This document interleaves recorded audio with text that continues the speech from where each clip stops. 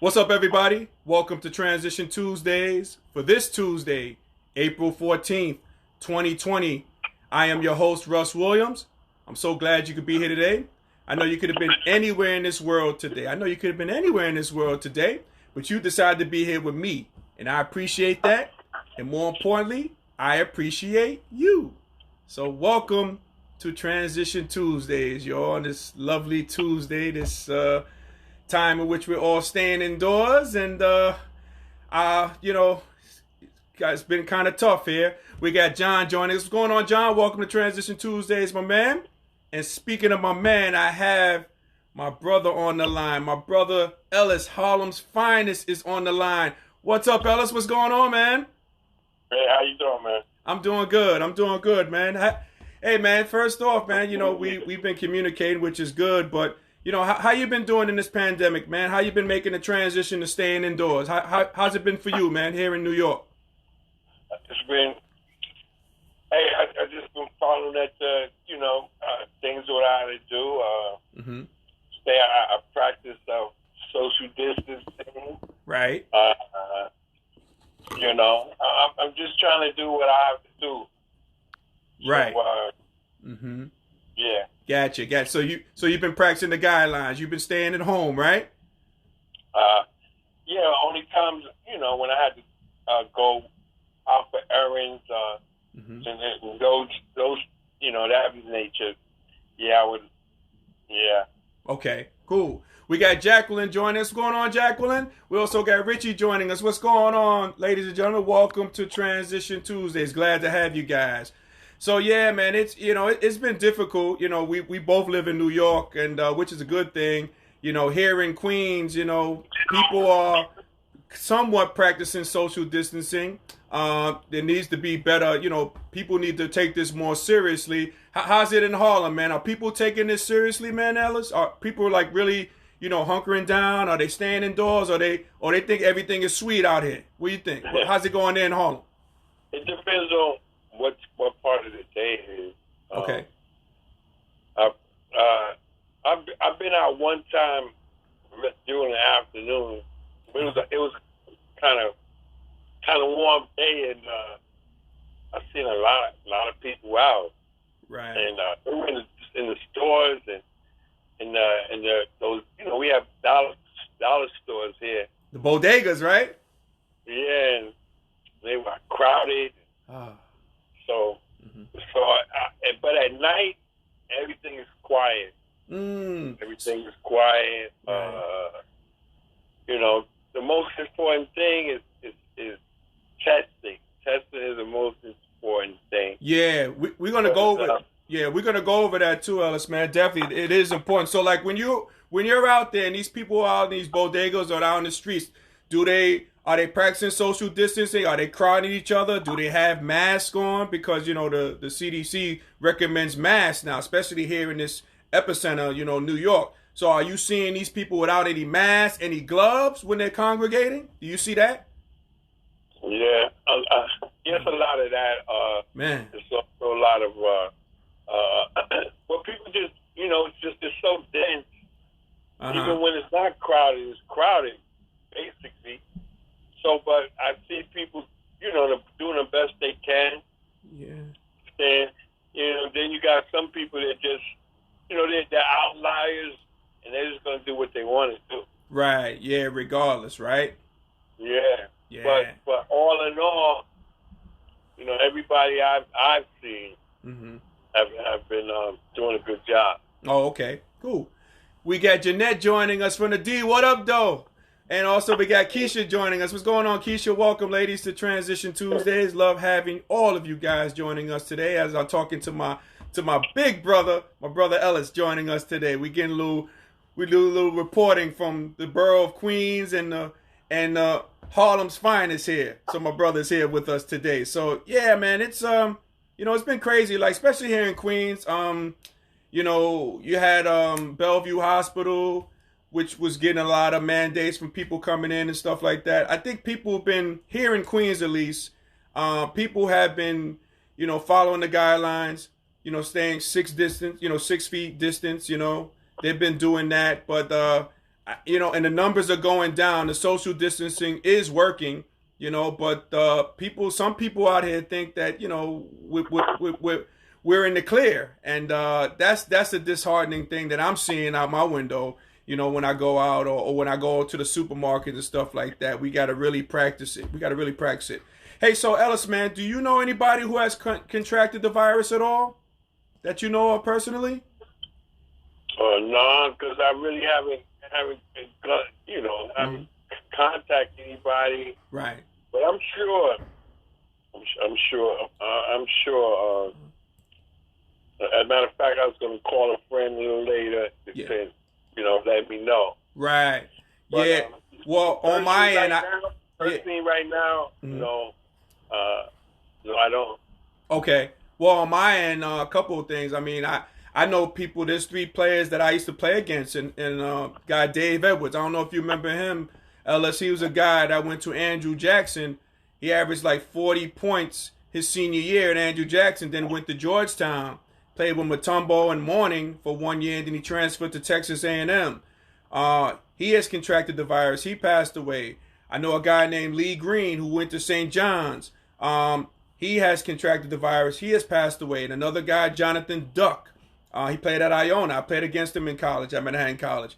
He has passed away. So I know people personally. And Ellis, I don't know if you know, like in our building here, one of the custodial staff members, Felix, he has passed away.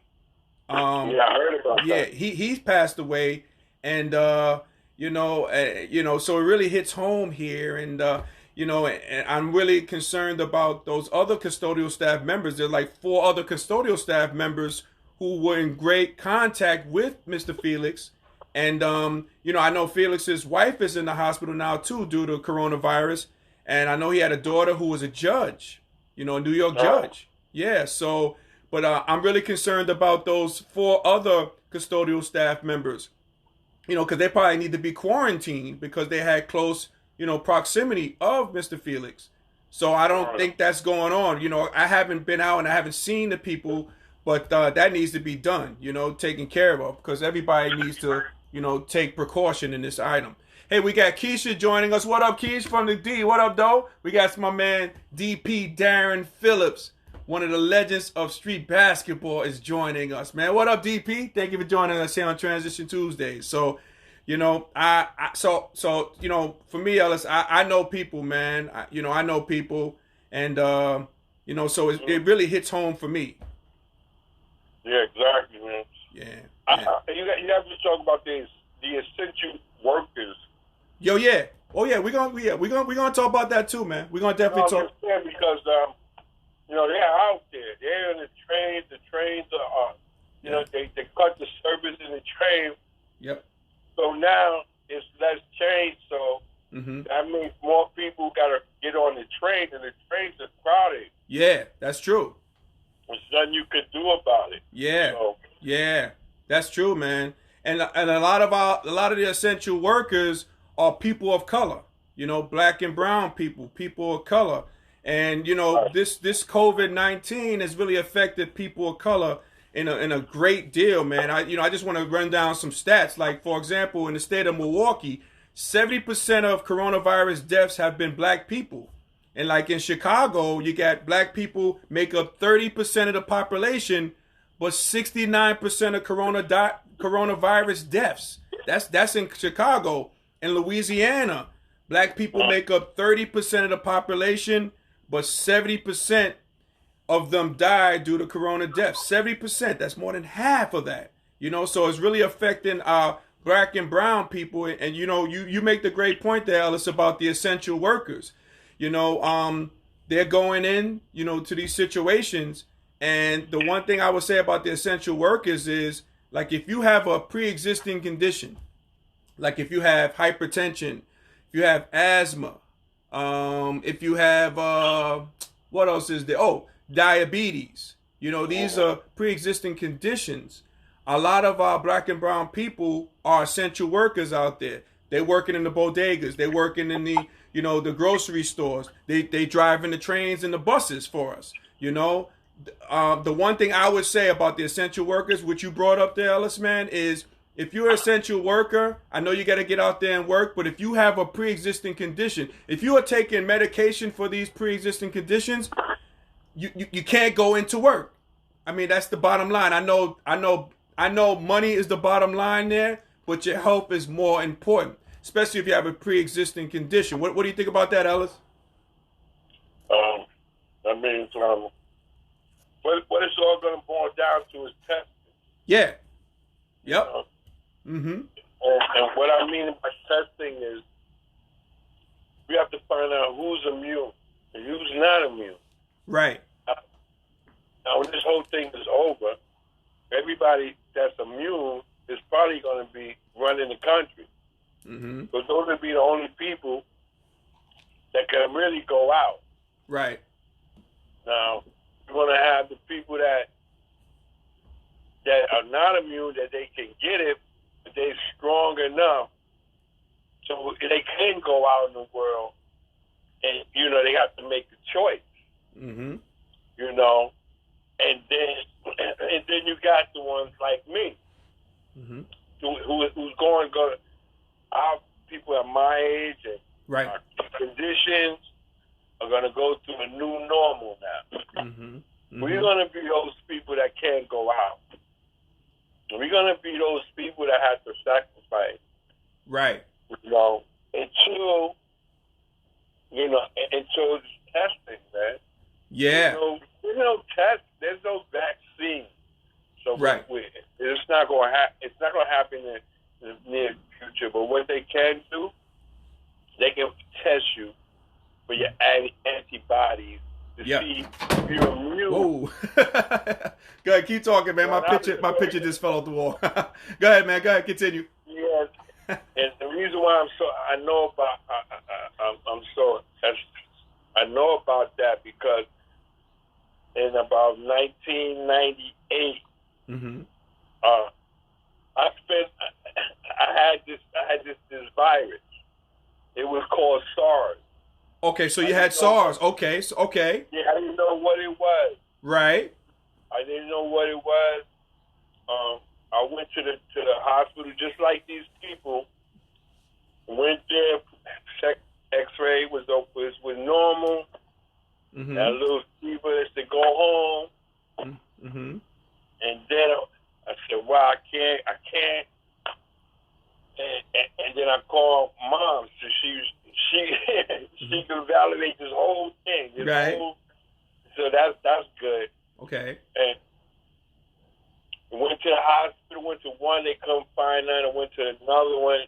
I mean, I couldn't breathe. My chest was hurting. Very similar to the COVID-19, right. like the symptoms, yeah, right? Yeah, but the most similar part that I ever talked to anybody that had experienced this is that they incubated instantly for 2 weeks. So they had you isolated and everything, right? In your own room, the whole nine? In my room. Nobody could see me. The only one is the doctor and the nurse. And like I said, I think I had this. Maybe. And I know one thing. If I had that this day, I wouldn't have made it. Right. Correct. Yeah. Because these people to tell people that to be safe and is because when you get it, you're gonna have to just fight it. That's what these people are doing, is fighting. That's what happened to me. You have to fight it. You gotta let it go through you. That's why it's so important about the antibodies, because once you fight it, chances are you're not going to get it. Right. It's going to come. I probably had this flu or somebody would have bad cases of flu. But it wouldn't come to corona. Right. I think mine was with COVID too. Okay. Hey, hold that thought for a second, Ellis, man. We got Oscar joining us. What's going on, Oscar? We also got Dee joining us. We got Jennifer joining us. We got Greg joining us. We got Chris, Uncle Smooth joining us. All these guys are joining us. Yeah, continue, man. So okay, so you might have thought you might have had something very similar to, at that time you thought it was, maybe it was SARS, but back then I didn't know, still didn't know what it was. Okay, because but they told me I had pneumonia. Oh, okay, so they diagnosed you with pneumonia when they put you through the test. No, I think what happened was it was SARS, but I didn't know, so they just say, okay, you got pneumonia. Oh, okay, I got you. The funny thing is, because throughout these years, I've always asked somebody if they had pneumonia, did you get isolated? They say no. Okay. And I used to ask so many people that I was like, man, somebody been wrong. Let me stop asking this. Right. And it's not until this thing came up. Right. And they were saying, you got to be isolated. You got to isolate. I was like, wow. And then I did the timeline on when that was, about 99 right. to 2000. Okay. SARS came in 2001. Right. Gotcha. Hey, so I can tell people because if what I'm saying, if what I had, if that's like that it's really not a joke. Right. It's not a joke out here, right? So I was like about 31. Right. Maybe around that time in my 30s, and I could fight it. Right. Yeah. But if you had it, but I had a tube. Yeah. When you put the tube, but I didn't get to that, but right. I'm just telling people that like this is really no joke. Yeah. Take it seriously. Yeah. Yeah. Take it seriously. And older people, just realize that this might be what you had to do, what you had to go.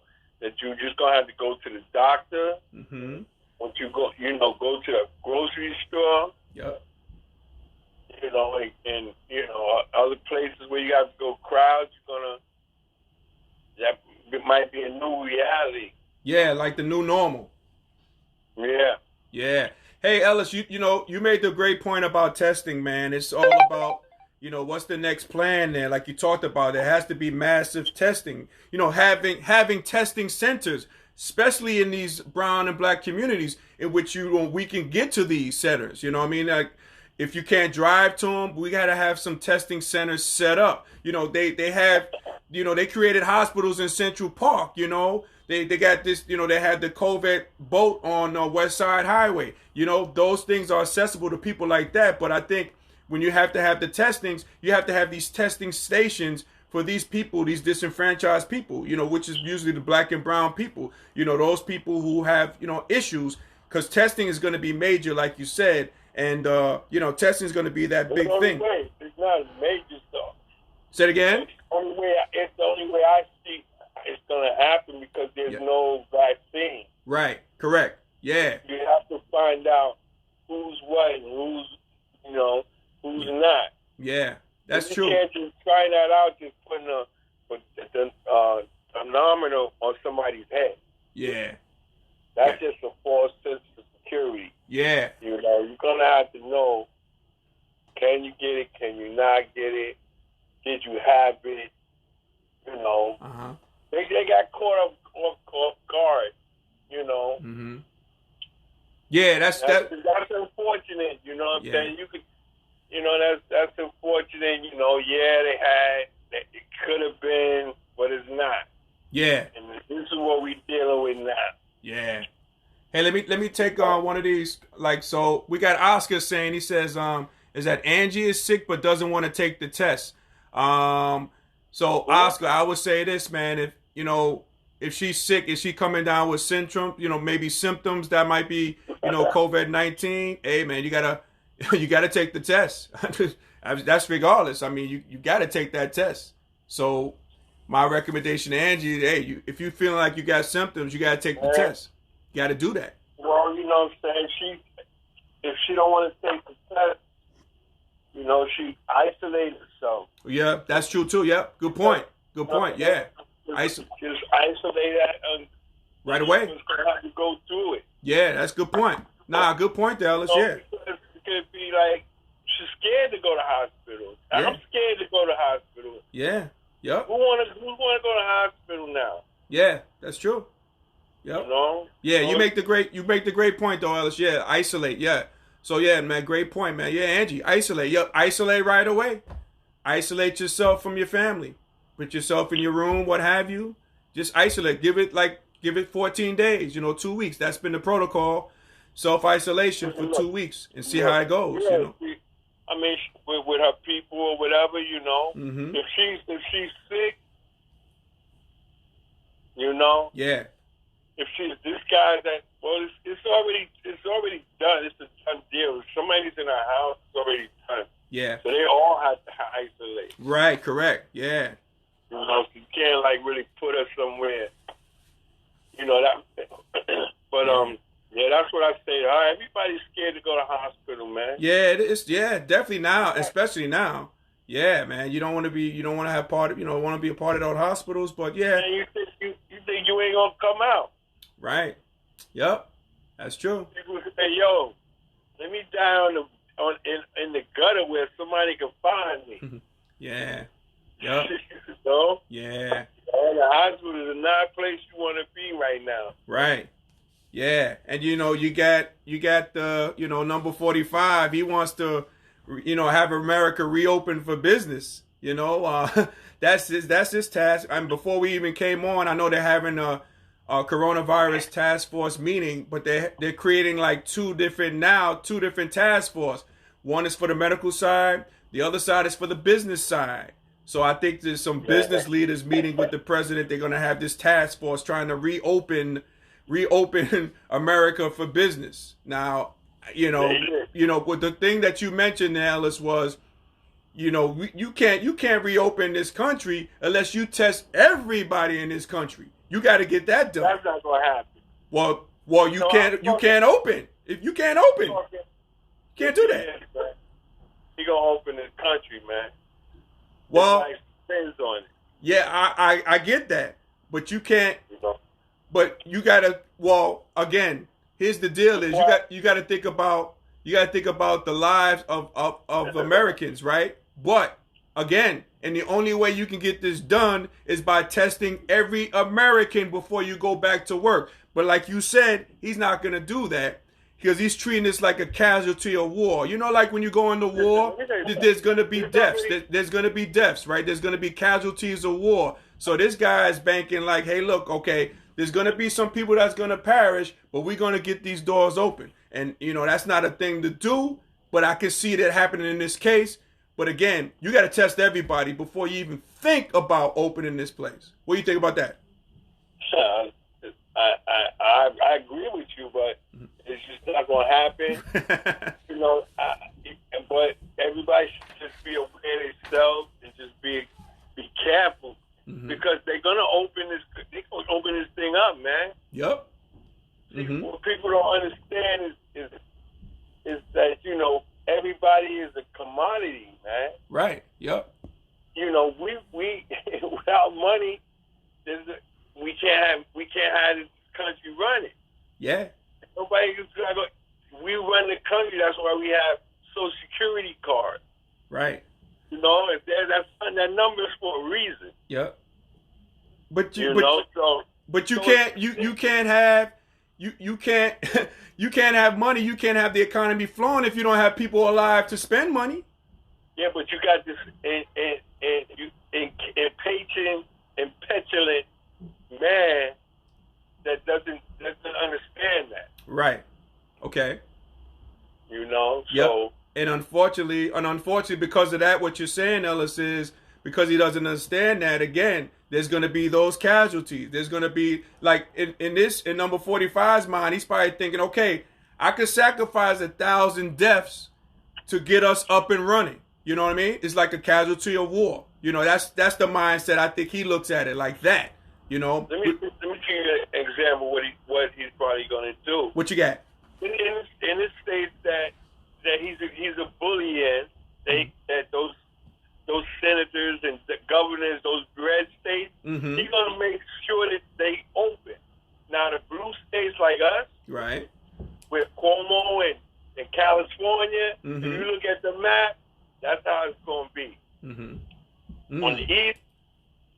they're gonna stay closed in the middle, like in Alabama and Mississippi and all that.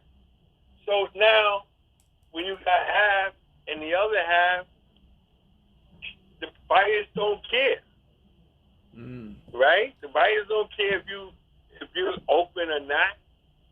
Your states are open or not. It's gonna travel. The ones that's still open, it's gonna go back. So it's never going. But let's say he does that, right?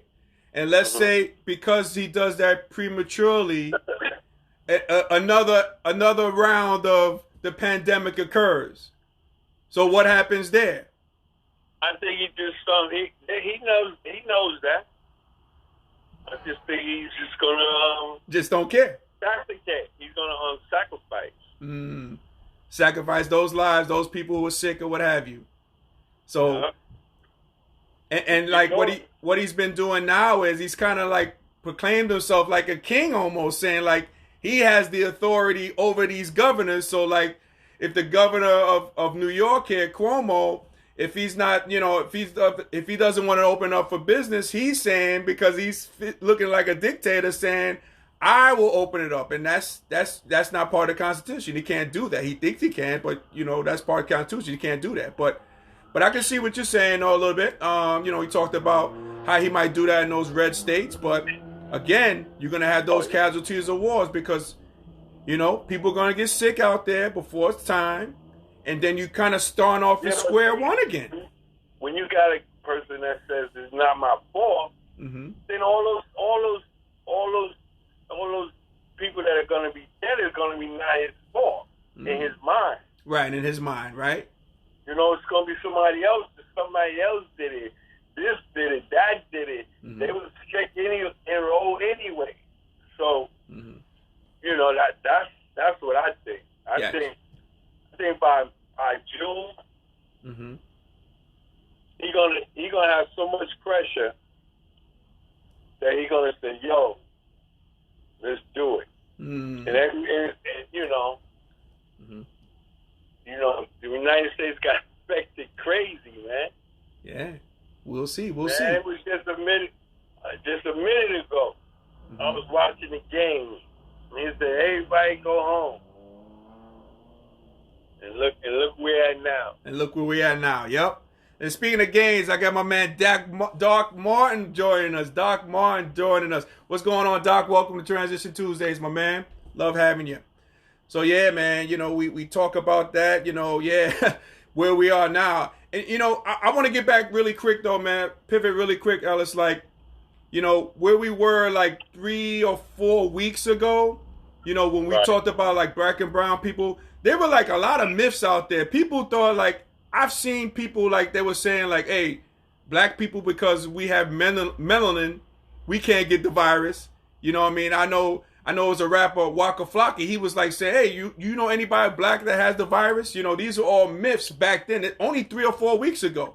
You got other myths out here. People think that, there's a vaccine that you can, you might get calls from people saying we got the vaccine, you just pay this X amount of dollars, you know what I mean? These are myths. Another myth that I've heard around was people eating garlic. Like garlic was going to be able to help you out with this, in this case. And I know it was one lady in China, she ate like 3 or 4 pounds of garlic. She had to be hospitalized because of that. You know what I mean? So, all these myths, all these mythnomers, you know what I mean? And it's only 3 or 4 weeks ago. So, it gets really crazy with that. But yeah, we gotta definitely see, man. We just gotta watch how things moving, especially with this president number 45. And I always say, Ellis, is like, man, hey, look, just remember everything that's going on, man, and just make sure you vote in November. That's if we're gonna have a damn election.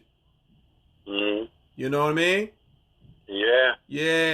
Hey, man, speaking of elections, man, what do you think about President Obama endorsing Joe Biden, man? That just happened today. What are your thoughts on that, man? President Obama came out now to endorse Joe Biden. What are your thoughts on that? It's a touchy situation, man. In what sense? is in one sense. Is that they were so afraid of the image of Obama that they went so much to the left and got Trump that you never know what somebody's going to do when they get in that ballot box. Gotcha. Right. You know, so don't think, and nobody think that, you know, he ain't got a chance. Gotcha. Because he does something that those politicians don't do. He projects fear. You talk about this president now? Yes. Okay. Right. He projects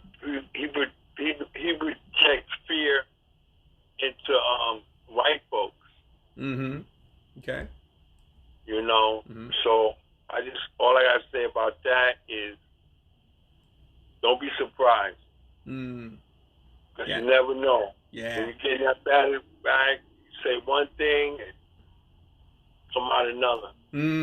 So you're saying people will say, okay, yeah, you know, that sounds good and everything, but once they get in that voters booth, you think it is another outcome. That what you're saying? Yeah. Gotcha. It happened in 2016.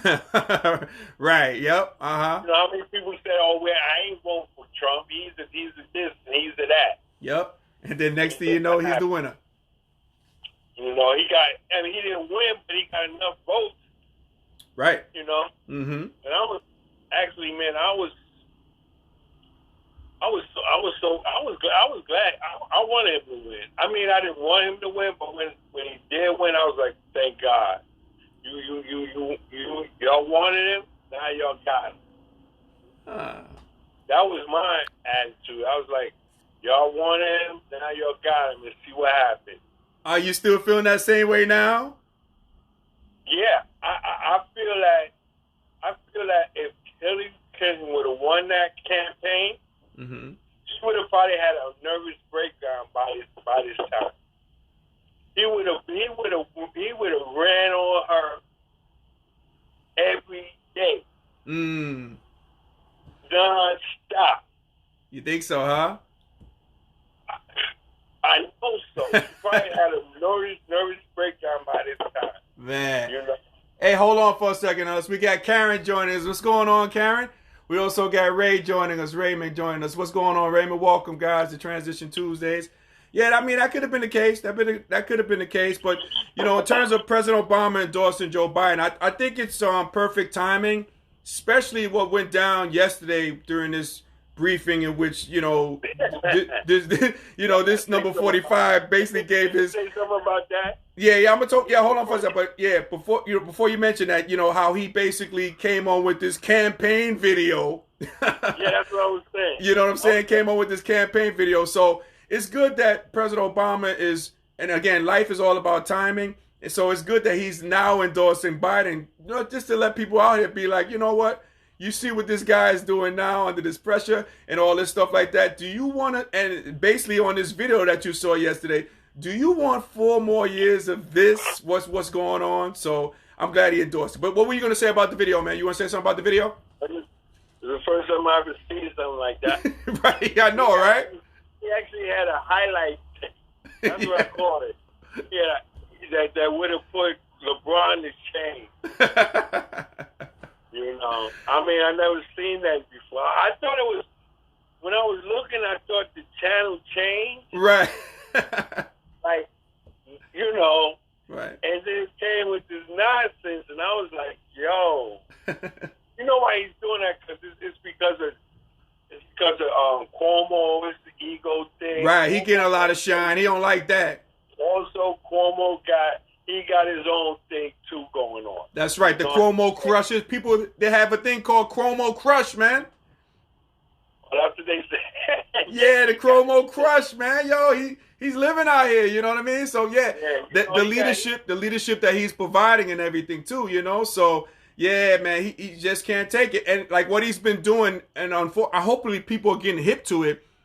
Before he comes on with the coronavirus task force briefing, All it is just doing. This is just the new rallies that he's having because he can't do those in person now. So he just takes this time to rally the people. This is the new rallies. You know what I mean? So that's what he's doing. So he's exposed. Yeah. I'm gonna tell people this.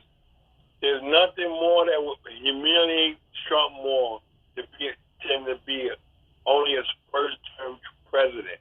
Mm-hmm. That would that's why I'm telling you, he will do anything that he has to do. Right. To get reelected. Yes. Anything. Yeah. Yep. And that means reopening up for business when it's before time. You know what I mean? That's what he will do because again, his main thing that he hangs his hat on is the economy. So if the economy's down, he got nothing to hang his hat on. So that's why he got a force feed. You know how it was back in the day, Ellis, when we played ball, when you playing ball and you try to force the issue, because you're not coming off. So now I got to force the issue when I'm playing, you know what I mean? I got to get to the basket. I got to put up shots. I got to force the issue. That's what he's doing with this. He's forcing the issue before it's time. He's not letting the game come to him. You remember that, right, man? We used to play, right? Yeah. That's definitely. Yeah. Yes. He's forcing the action. Forcing the action. Looking for contact in the lane, what have you. He ain't getting no shots off. He said, I got to come off somehow, man. Give me the ball. I got to shoot it all the time. Just forcing the issue. Not letting the game come to him. So how about the people in other parts of the, because right where I'm at, it's the hot spot. Yeah. Yep. Well, you on Harlem, right? Yeah. People walk around like, yo, you got it? I ain't got it. Wow. And they having conversation, probably no mask on, no gloves, dapping each other, right? Yeah, man. No, everybody's scared, man. Okay. Yeah, people scared. It's real out here, right? It's real, right? No, I'm saying, people, when they walk by you, you can see it in their eyes. They say, you got it? I ain't got it. Gotcha. Yep. A lot of anxiety, right? Ain't nobody, see, this New York City. Yep. Wait until the middle of May. That's when we're going to see. You mean it's getting hotter, people be coming out the whole night, that's what you're saying? Everything is cool right now. Because everybody's in. Right. I don't know who said that, but it was true. It's like, because, shoot, when they get second week, third week, May, maybe, or like June, first week in June, it's on. When it gets hot, you think people just gonna be coming out? Just not. Gonna have to, man. You gonna have to. You've been stuck in the house with the kids, with that husband, with that whoever. You know what I'm saying? Right. You're gonna have to go out there. Yep. Nah, I got you. That's what we do. Everybody, I just can't see it. The police is gonna have to, regulate that. Yeah. I just don't see. I don't see it. Yep. And Ellis, hey man, you make a good point. Like for you, man. Like who makes up your support team, man? Like during this time in this pandemic, like who supports you, man? And who helps you out, man? Who gets you through, man? Who helps you? Who supports you? Man? My family, my girl. Mm-hmm. Gotcha. So you got the support. Gina, I hope you out there. Okay. Oh, Gina's not there with you now? Nah. Okay. All right. So okay. So I that's got a nice little support. Okay. System. You know me, man. You know how I know how you get down, Harlem's Finest. I know. I'm an audience of one. Yeah, I know. I'm always comfortable in my own skin. Right. So. But it's good to have that support system, though. You got to have that, right? Because you can't get through anything without the support system. You got to do it. You got to do it together, right? Yeah, man. You know what I'm saying too? Like people got to get tested because there's people out here that need. You know what I'm saying? That need to be looked after. So you have to find those people that can go out. Right. Yeah. And that's what I mentioned. Like having those testing centers. Having those closer, like creating those. I mean, we've done it in Central Park. You got to do that. You got to bring the testing to the people. The messaging is important too. got to bring the message to the people. Because I don't know if you saw the Surgeon General. You know, he's got a lot of flack because he came out and he was just saying, hey, look, I'm going to give you guys the messaging. I'm going to give like Nana. I'm going to give Big Mama. I'm going to give Pop Pop. I'm going to give you the message that to stay your ass at home. You know what I mean? But I'm going to give you the messaging in which you know you can identify with. And I really appreciated that. I know he got a lot of flack because of that, but it's all about the messaging. You know, so which is so important, man. That's the messaging is so important, and the support for everybody is so important as well. Yeah, I don't know too much about that guy. Yeah, so. Surgeon General, Surgeon who happens to be black. You know, he got a lot of flack, but he was just like giving the messaging, like, okay, you know, he comes from like a black family. You know, he called his mother Big Mama. You know, he called his dad Pop Pop. You know, he says, you know, his brother-in-law is Hispanic. So he talked about that as well. So it's all about giving the messages, bringing the message to the people in their language, and that's what he did. You know, and that's what he did. Yeah, yep. I mean, no, yep. You know, he was anybody that's in Trump's administration. You know. Yeah. Yeah, you got to be a little worried, but if you're the only black dude in there, right? You know what I'm saying? Yeah. I mean, it's tough. It's a tough one. It's a tough gig. Come on, you only talking to an audience of one. right, correct. Okay. Yep. So whatever he talking about, he talking to an audience of one. Right, correct. And that, you know who that is. Yes, that's true. What's that man name? He's Paul. What's his name? Fauci or Fucci? Oh, Fauci? Man. Fauci. Yeah. He's trying to get rid of him now. He looking like, man, what can I do? He's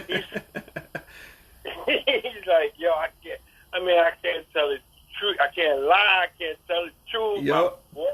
Where am I at? Yeah, that's true, man. That's true. Let's see who joined us so far, Ellis. We got Gregory joining us. What's going on, Gregory? We got Tim joining us. What's going on, Tim? We got Kevin Rock joining us. What's going on, Kevin, man? We also got Stacy joining us. What's going on? What's going on, guys? Hey, so man, let's change gears a little bit, man. I know, you know, it's been tough, like, you know, not watching sports, right? I mean, like live sports, right? But have you been checking out this NBA horse competition? You've been seeing this nonsense, man? You've been looking at this, man, at all? No, man. You know, it brings... Actually, I ain't want to say. Nah, God, no. What were you going to say, man? Tell me what's on your mind. You don't like the horse competition?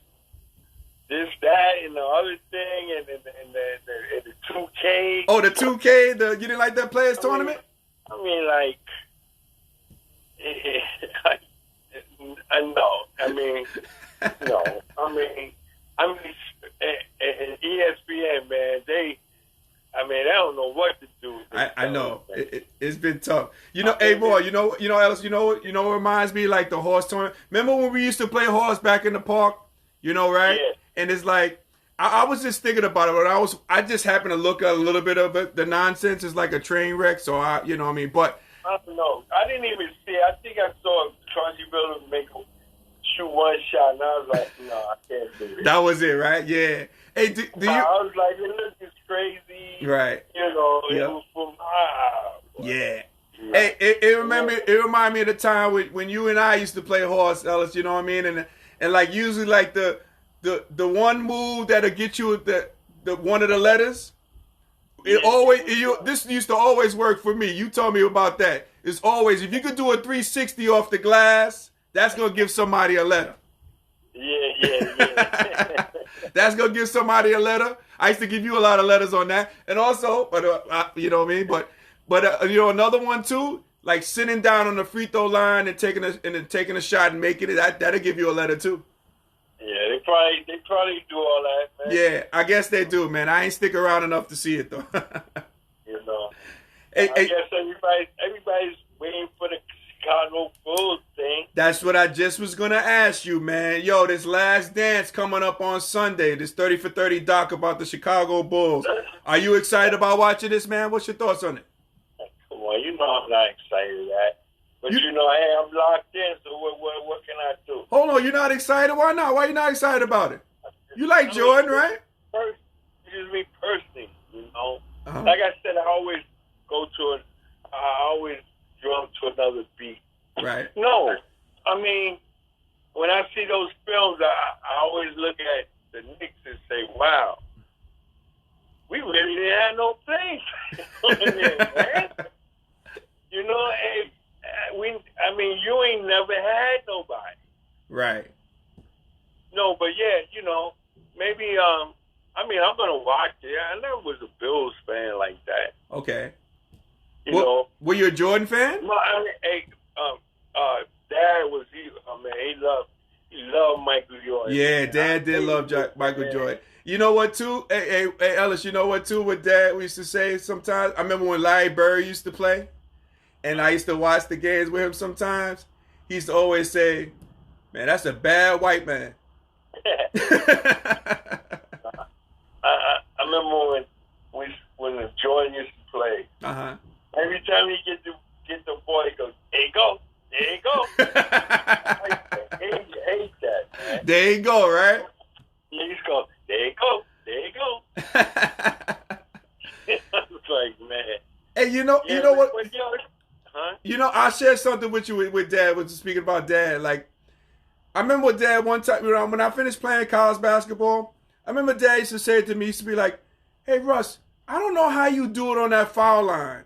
I was like, what do you mean by that, Dad? He said, like, I don't know how you could do it. Like, you have the ball, you're on the line, everybody's watching. You're like, how are you able to do that? You know what I mean? That's something I could, I would be so scared to death doing that and seeing that. He used to be like, man, how do you do that, man? I was just like, wow, that's the story you shared with me. Well, when you've been doing it since 8 years old, that's what you just say. That's true. That's true too. Yeah. It becomes commonplace. I remember one time we went on a recruit, remember? Mm-hmm. And I was playing, and the coach asked me how old I was. Uh-huh. I think we were in Iona.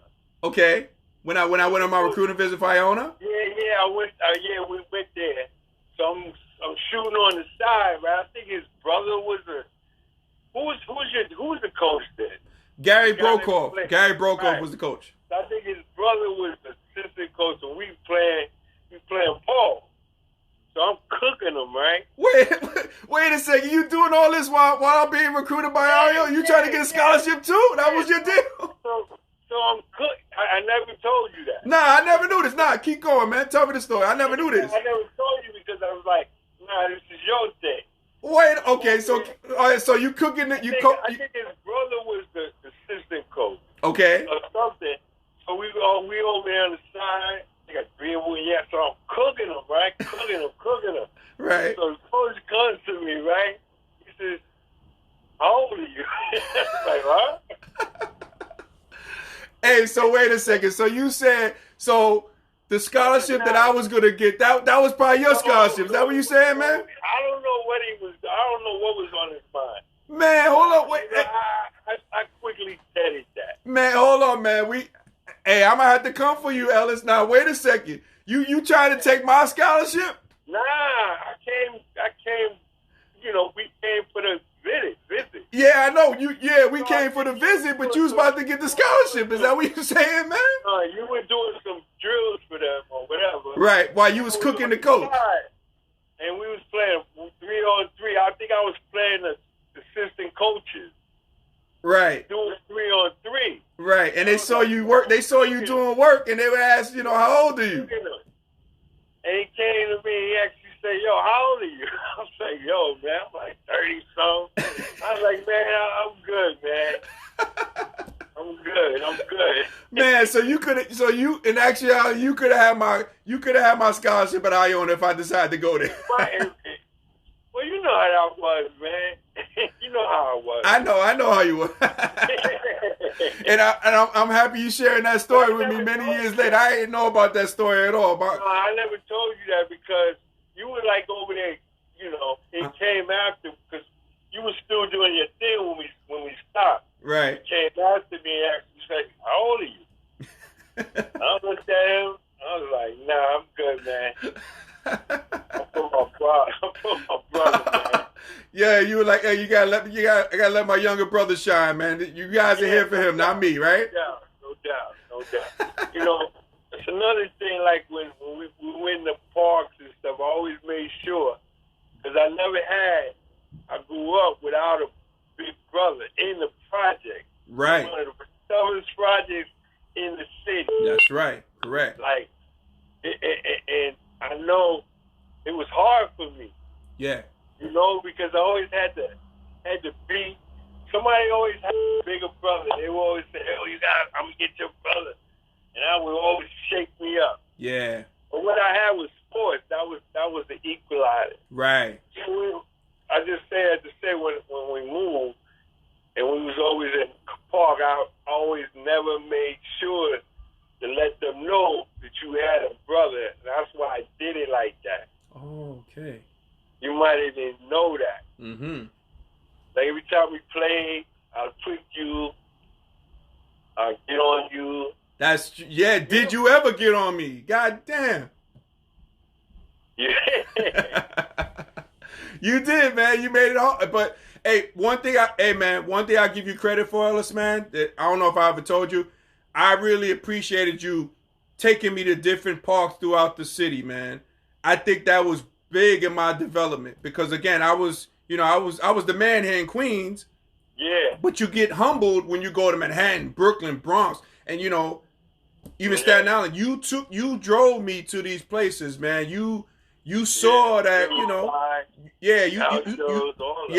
that, yeah, man. I took you because I knew you was good enough. Yeah, right. You know what I'm saying? Yeah. That's the really reason why. Right. I was like, yo, I know you can handle that. Right. It was a whole nother level. And then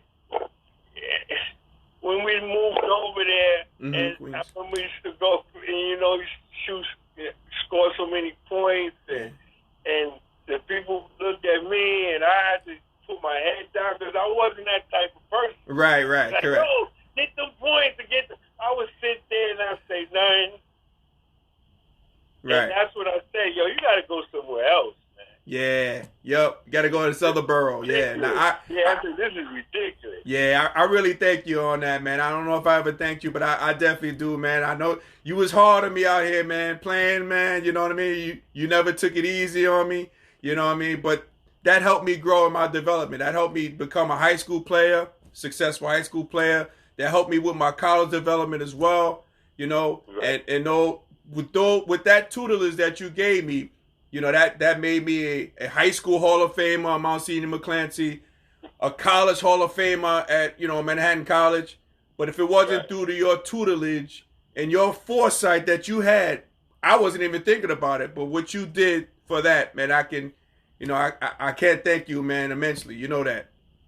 I appreciate that. No problem. No problem, man. That was it. Well, to be honest, I was living vicarious through you, too. That's probably why I was so hard on you. Yeah. Because you would do something that I knew that wasn't right. Mm-hmm. But let me start. Let me tell these people, man, you're the best kid I've ever seen, ever met. You know what I mean? I mean, yo, you know what I'm saying? I mean, it's incredible. I appreciate that, man. It is, man. I got the check in the mail for you, man. It's fucking incredible, man. Hey, I appreciate that, man. I mean, plus us black men in America, man, we got so many options we have to go through. We have to things that we have, booby traps. Yeah. I mean, everything, man, to keep your character in that way. Yeah. That's exemplary, man. Yeah. And, Nah. I didn't, hey, that's something that's inside, because me, I was like me. Right. I mean, I could write a book about all my expertise. Yeah. But, hey, I saw something in you. Nah. What you had in yourself, so. Nah. Well, when we having a testimony here? I know, right? Testimony here, man. Hey, I love it, man. No, man. What's going on, man? Hey, I love that story about the Iona story, man. I'm glad I didn't go there. My brother was gonna get a scholarship. You know, he messed up my scholarship opportunity there, man. I never knew that story, man. But nah, it's all good, man. And I appreciate that, man. I appreciate the kind words, man. But yeah, man. Nah, this is good working down memory lane, man. But you know, we're gonna be gearing up to watch that 30 for 30. You know what I mean? That we'll get something to watch, man. You know what I mean? Watching that and yeah, man. They you know, we're looking forward to it. Yeah. You know, well, at least the Knicks wasn't in back then. They was already out. Yeah, they was already out, man. So it might be tough watching that because I know you're a Knicks fan. They blew their load after '95. Yeah. I was in. Yeah, that's true. That's true. Let me see who else is joining us. We got Cliff joining us. What's going on, Cliff? Hey, welcome to Transition Tuesdays. As Cliff says, hope you and your family are safe and well, Big Russ. Nah, we are. We appreciate that, Cliff. Appreciate you, my man. Cliff was a guy. Cliff was a great time star at Holy Cross High School. I used to play against him at McClancy, man. Big time talent, good player, very good player, exceptional player at Holy Cross, you know. So he was checking in, man, as we reminiscing. Right. Hey, man, you have to do. Everybody's locked in. Everybody's locked in, right? They locked in, so lock in. Yup. Hey, Ellis, we could be the new Cuomo brothers, man. But just talking about this on Transition Tuesdays, right? You and I could be those two, right? Yeah, no doubt, man. You know. Cool. All right, Ellis, man. Hey, man, I'm gonna let you go, my man. I'm gonna close up shop here, man. But no, it's always a pleasure to hear from you, man. You know, just keep me posted. Stay safe out there, man. You know that, man. Just stay safe. You know what I mean? We getting this curve down here in New York, man. Let's just stay safe. You know, stay connected. You know, practice. You know, we practicing physical distancing, but we can always practice social distancing. That means, you know, staying up with your people and just making sure everybody's okay. You know what I mean? Yeah. Cool.